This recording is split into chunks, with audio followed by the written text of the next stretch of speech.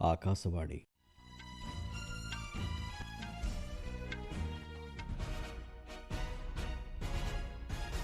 संवाद पढ़ुछन्ति चंदन घोष।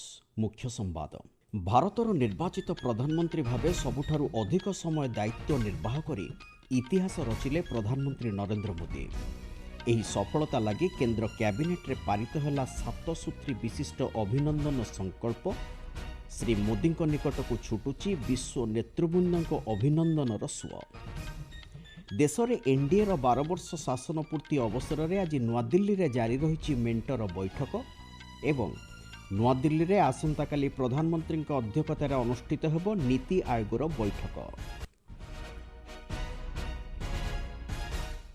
भारतर निर्वाचित प्रधानमंत्री भावे सबुठारु अधिक समय पर्यंत दायित्व निर्वाह करिथिबारु केंद्र कैबिनेट द्वारा आज एक संकल्प पारित करा जाय श्री नरेंद्र मोदी को प्रशंसा करा जायछि। कैबिनेट बैठक पर नुआदिल्ली ठारे गणमाध्यम को सूचना और लोकसंपर्क मंत्री अश्विनी वैष्णव यही सूचना देइछन्ति। से कहिछन्ति श्री मोदी पूर्वरु देशर सबुठारु अधिक समय पर्यंत दायित्व निर्वाह करिथिबा प्रधानमंत्री जवाहरलाल नेहरू कार्यकाल 4358 दिन को अतिक्रम करिछन्ति। देश प्रति श्री मोदींकर निरंतर उत्सर्गीकृत सेवा तथा विभिन्न सफलता हासिल करने दिगरे निजर प्रतिबद्धता स्वरूप आज कैबिनेटर एही संकल्प को श्री वैष्णव एक ऐतिहासिक माइलखुंट भावे वर्णना करिसेंति।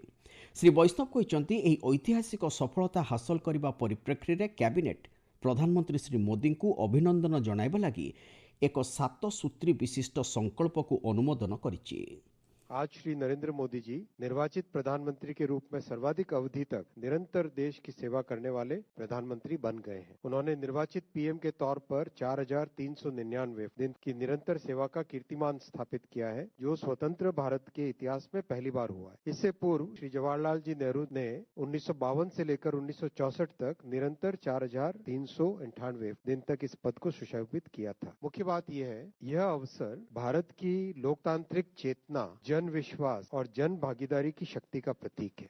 जन कल्याणकारी कार्यक्रम, गरीब वर्ग तथा लोककैंद्रिक शासन उपरे प्राधान्य देवा सहित समाजर प्रत्येक वर्गर लोकों को समस्त सुविधा जोगाई देवा दिगरे सरकार द्वारा कार्यकारी करा जाउथुबा विभिन्न कार्यक्रम उपरे श्री वैष्णव आलोकपात करिसेंति। से कहिसेंति देशर प्रत्येक परिवार वर्गों को पक्का घर, विद्युत, स्वच्छ पानीय जल भली प्राथमिक सुविधा जोगाई देवा सहित प्रत्यक्ष सुविधा हस्तांतरण प्रक्रिया माध्यम विभिन्न योजनार हिताधिकारी को सुफल प्रदान करने दिगरे सरकार निरंतर प्रयास जारी रखिछन्ति।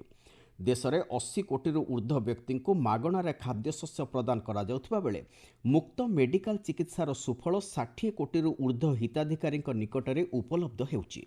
आज संकल्प गुड़िकर दि जाइथिबा सूचना अनुसार देशर आत्मविश्वास को सशक्त करने सहित 25 कोटी ऊर्ध्व लोकों को दारिद्र्य सीमारेखा ऊपर को आनिबारे सफल होइछि बोली श्री वैष्णव कहिसेंति।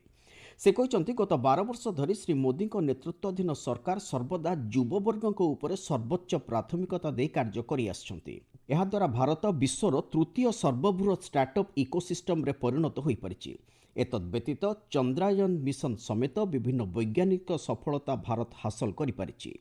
प्रधानमंत्री जी युवा शक्ति को भारत की सबसे बड़ी पूंजी मानते हैं और इसीलिए प्रधानमंत्री जी ने कौशल विकास, startup India, innovation, digital economy, sports, उद्यमियता और फिटनेस को बहुत एक एम्फेसिस के साथ कई तरह के प्रोग्राम्स बनाए, जिसमें भारत को एक बहुत बड़ी खेल शक्ति के रूप में उभरा है, वर्ल्ड के 3 लार्जेस्ट स्टार्टअप इकोसिस्टम्स के रूप में उभरा है। मिशन चंद्रयान और वैज्ञानिक क्षमता हमारी देश की इस कार्यकाल में बहुत बड़ी है। सेहिभଳି महिला नेतृत्वाधीन विकास दिगरे सरकार प्रतिबद्धता उपर आलोकपात कर श्री वैष्णव कहिसेंति ए क्षेत्र में विभिन्न पदक्षेप जोगु देश में लक्षपति दीदी अभियान सफल होइछि। एहा छडा धूम विहीन रोषेई घर स्थापन करने सहित विभिन्न वैधानिक संस्थागुड़िकरे महिला मानक लागि 33% संरक्षण व्यवस्था संपर्कित विधेयक सरकार पारित करिसेंति।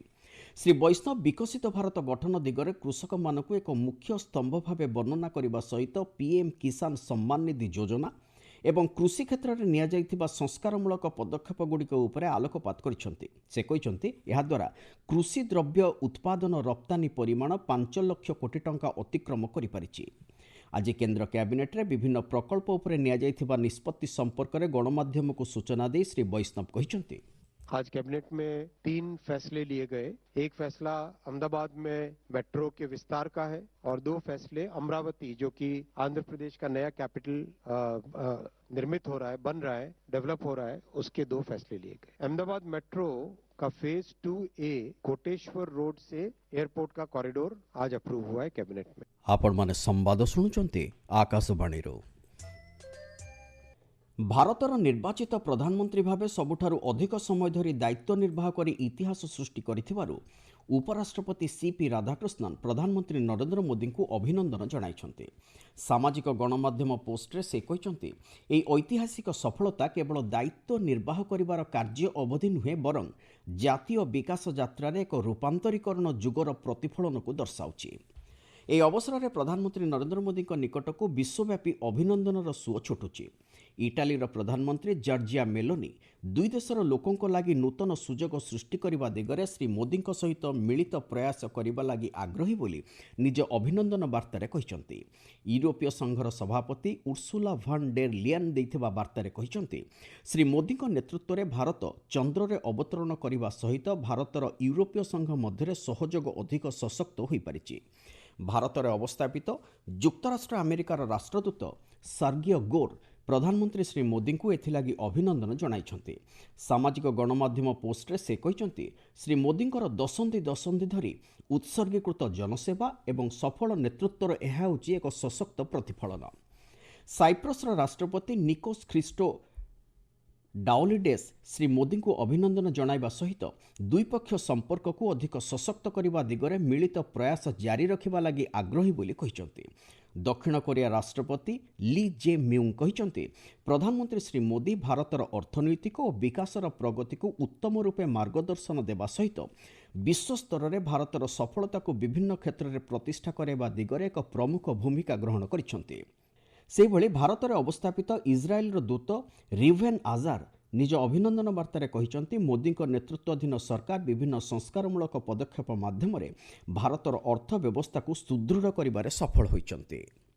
ଜାତୀୟ ଗଣତାନ୍ତ୍ରିକ ମେଣ୍ଟ ଏନ୍ଡିଏର ଏକ ବୈଠକ ନୂଆଦିଲ୍ଲୀରେ ଅନୁଷ୍ଠିତ ହେଉଛି। ନିର୍ବାଚିତ ପ୍ରଧାନମନ୍ତ୍ରୀ ଭାବେ ଭାରତର ସବୁଠାରୁ ଅଧିକ ସମୟ ପର୍ଯ୍ୟନ୍ତ ଦାୟିତ୍ୱ ନିର୍ବାହ କରି ପ୍ରଧାନମନ୍ତ୍ରୀ ନରେନ୍ଦ୍ର ମୋଦି ଇତିହାସ ସୃଷ୍ଟି କରିଥିବା ସହିତ ଏନ୍ଡିଏ ସରକାରଙ୍କ 12 ବର୍ଷ ପୂର୍ତ୍ତି ଅବସରରେ ଏହି ବୈଠକ ଅନୁଷ୍ଠିତ ହେଉଛି। ପ୍ରଧାନମନ୍ତ୍ରୀ ନରେନ୍ଦ୍ର ମୋଦିଙ୍କ ସମେତ ବିଜେପି ଏବଂ ମେଣ୍ଟରେ ଥିବା ସମସ୍ତ ଦଳର ନେତୃବୃନ୍ଦ ଏହି ବୈଠକରେ ଯୋଗ ଦେଇଛନ୍ତି। 2047 ସୁଦ୍ଧା ଦେଶକୁ ଏକ ବିକଶିତ ରାଷ୍ଟ୍ରରେ ପରିଣତ କରିବା ଦିଗରେ ମୋଦି ସରକାରଙ୍କ ଦୃଷ୍ଟିକୋଣର ରୂପାନ୍ତରୀକରଣ ଏବଂ ଜାତୀୟ ବିକାଶ କାର୍ଯ୍ୟକ୍ରମ ତଥା ଭିତ୍ତିଭୂମି ଭିତ୍ତିକ କାର୍ଯ୍ୟକ୍ରମଗୁଡ଼ିକର ଅଗ୍ରଗତି ସମ୍ପର୍କରେ ଏହି ବୈଠକରେ ସମୀକ୍ଷା କରାଯାଇଛି। ଏନ୍ଡିଏ ଶାସିତ 22ଟି ରାଜ୍ୟ ତଥା କେନ୍ଦ୍ରଶାସିତ ଅଞ୍ଚଳର ମୁଖ୍ୟମନ୍ତ୍ରୀ ଓ ଉପମୁଖ୍ୟମନ୍ତ୍ରୀମାନେ ମଧ୍ୟ ଏହି ବୈଠକରେ ଅଂଶଗ୍ରହଣ କରିଛନ୍ତି।